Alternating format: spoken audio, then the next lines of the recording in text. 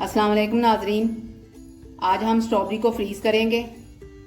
Fridge करने का तरीका हम आपको बताएंगे। 1 किलो हमने स्ट्रॉबेरी ली है। इसको साफ करके हमने अच्छी तरह धो के इसको खुश्क कर लिया है, पानी ना लगाओ। 1 मुट्ठी भर के हमने चीनी ली है।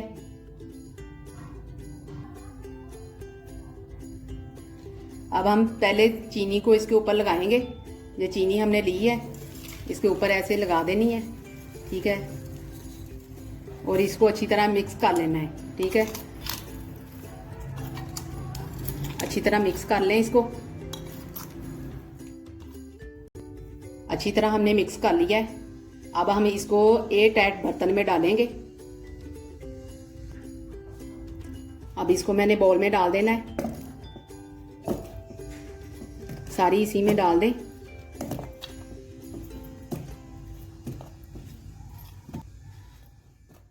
स्ट्रॉबेरी को मैंने टिफिन में डाल दिया है, ठीक है।